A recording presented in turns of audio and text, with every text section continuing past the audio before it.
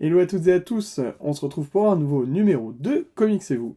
Et cette semaine, j'ai décidé de vous présenter un titre qui est sorti il y a déjà quelques temps, qui est le Marvel Epic X-Men, le destin du Phénix. Donc ce numéro qui est sorti il y a déjà quelques temps, surtout dans cette nouvelle collection Marvel Epic.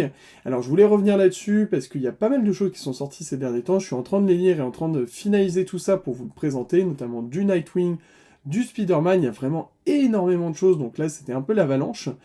Et surtout, je voulais revenir sur cette nouvelle collection. Alors, est-ce qu'elle en vaut le coup? Est-ce que surtout ce récit des X-Men est un incontournable ou pas? Eh bien, on va le voir tout de suite.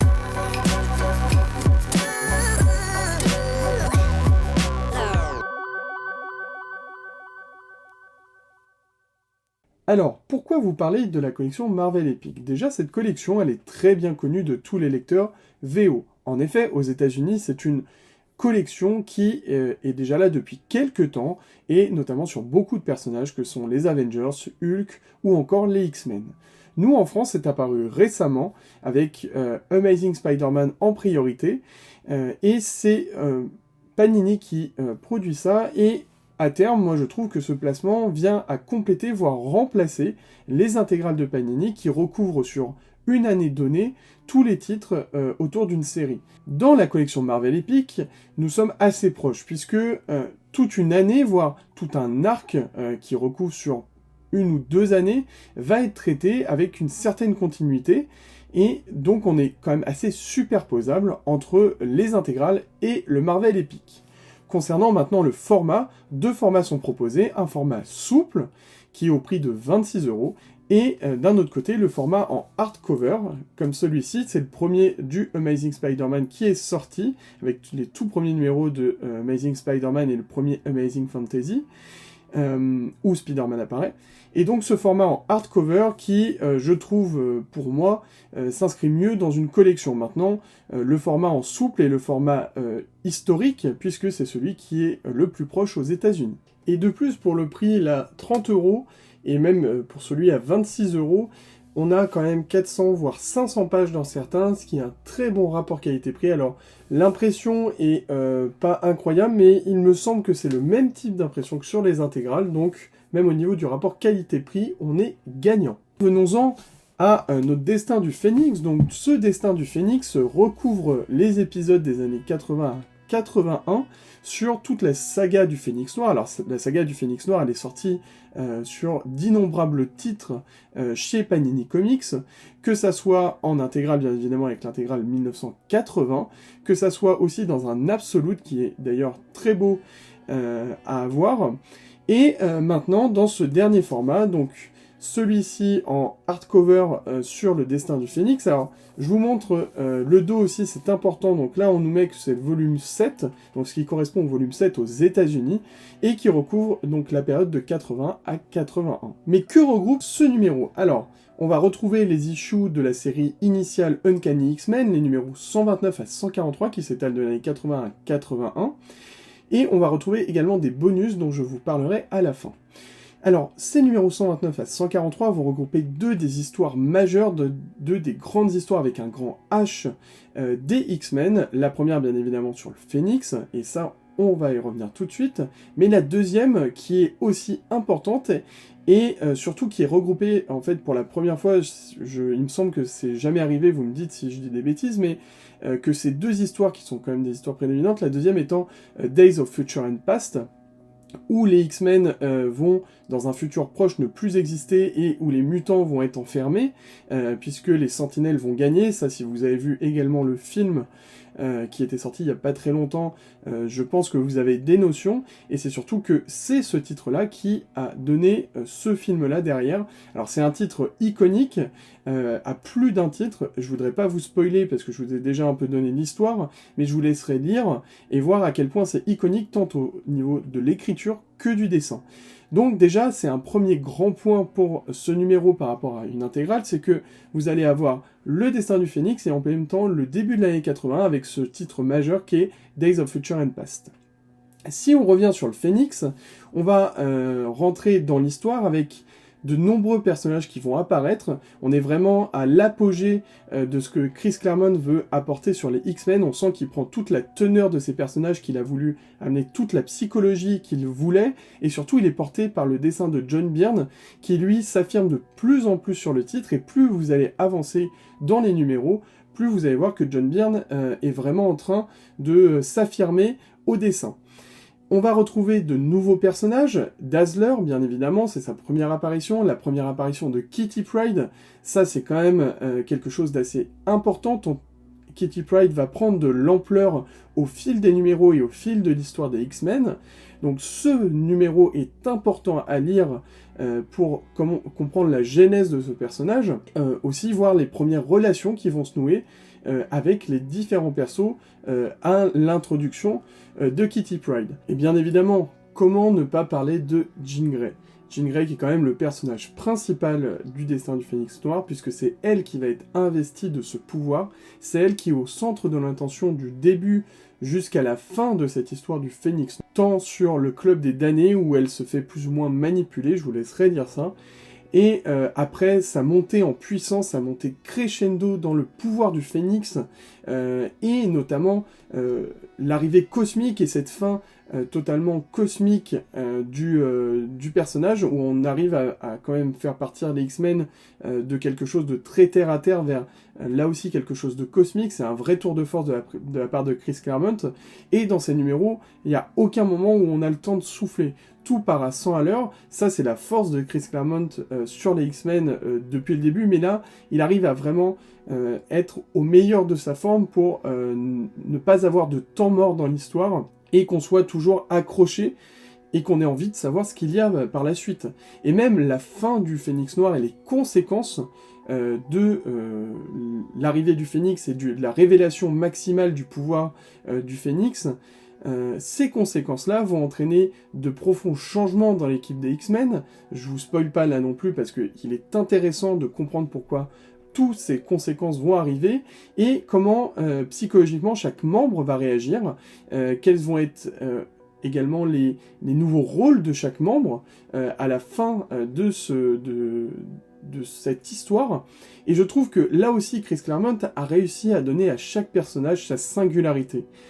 C'est pas évident pour un auteur, c'est pas évident pour un scénariste de donner du corps à des personnages, et Chris Claremont arrive par ce titre. Alors bien évidemment il n'y a pas que ce titre, c'est toute une construction qu'il a faite depuis qu'il a repris les X-Men, mais ce titre va mettre une pierre angulaire à tout son travail, et va rendre son travail beaucoup plus grandiose. Et là est la force de Chris Claremont sur les X-Men, c'est de vraiment donner à chaque personnage une psychologie. À chaque personnage, on s'attache de manière différente, on va en aimer plus ou moins, mais on sait pourquoi on les aime, on sait pourquoi on les aime moins, et ça, c'est une réelle force du scénario de Chris Claremont qui est à son paroxysme sur ces deux événements, mais encore plus, je trouve, sur le destin du Phénix Noir, bien que Days of Future and Past est pour moi mon événement préféré des X-Men. Mais pour cela, ce numéro est incontournable.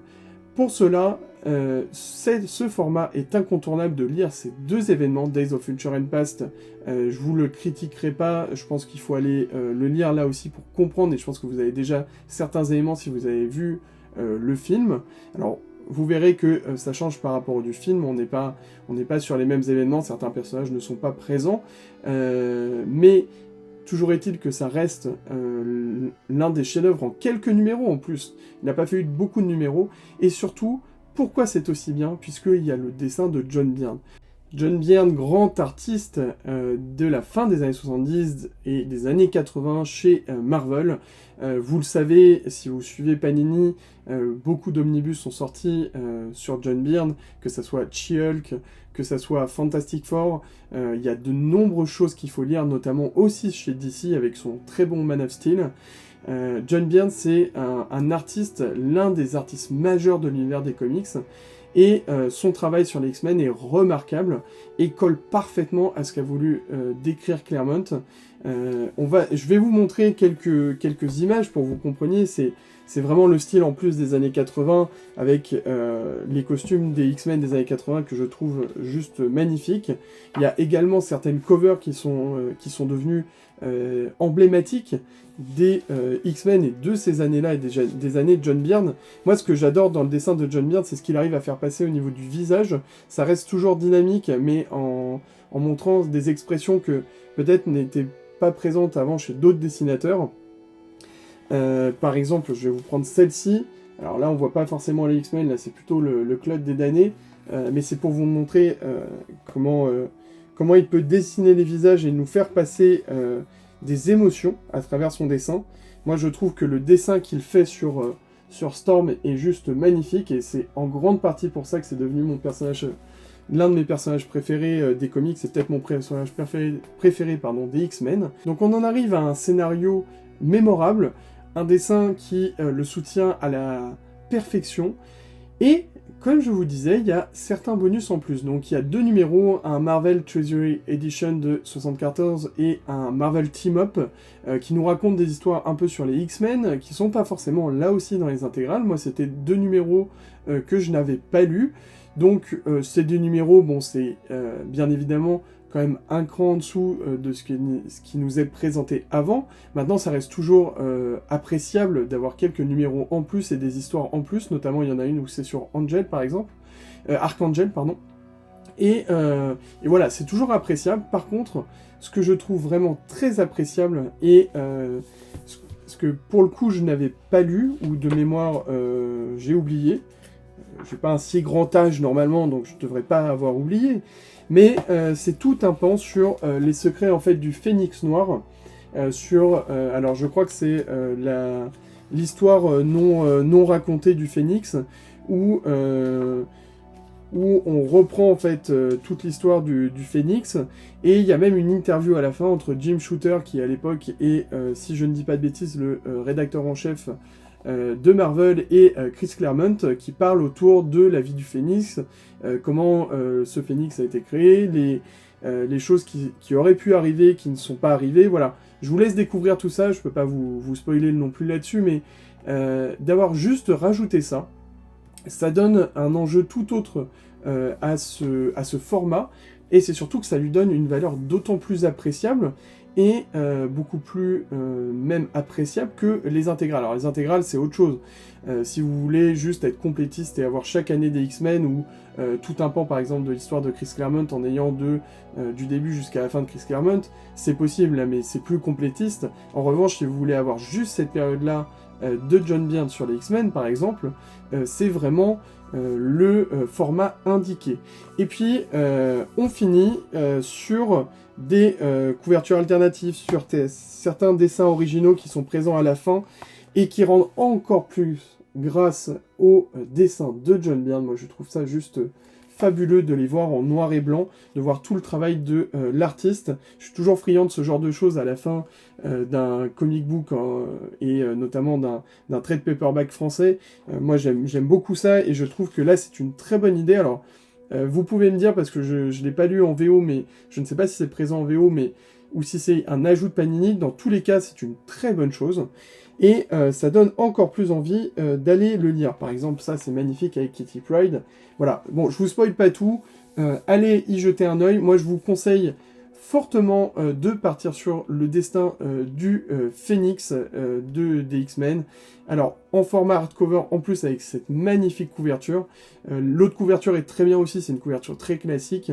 Mais moi, je trouve que dans ce format-là, ça rend encore plus hommage à ces 2 superbes récits, et même à tout cet arc pensé par le duo créatif Claremont-Byrne. Donc c'est un incontournable. Je vous conseille vivement d'aller lire ça, et c'est aussi pour ça peut-être que vous allez surkiffer les X-Men. Donc l'incontournable, il est ici. Et voilà, j'espère que ce numéro très mutant vous aura plu. J'espère que vous appréciez toujours les vidéos. Il y a peut-être de nouveaux formats qui vont arriver. Je suis en train de bosser un peu là-dessus. Il y a des nouvelles vidéos qui arrivent de Comics et vous, parce que comme je vous le disais, il y a beaucoup de choses à lire.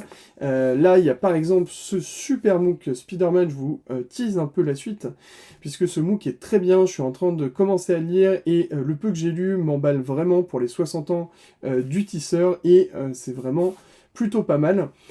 Donc voilà, je pense que je vous ferai une review très rapide sur ça, et puis il y a pas mal de choses qui sont sorties, là c'est très actif entre la fin septembre et début octobre, donc là on a pas mal de choses à se mettre sous la dent, ça c'est plutôt cool. Donc en attendant, si vous avez aimé, n'hésitez pas à liker, à partager comme d'habitude, ça fait vraiment plaisir, et puis bah, je vous dis à très bientôt, et en attendant, vous savez quoi, portez-vous bien.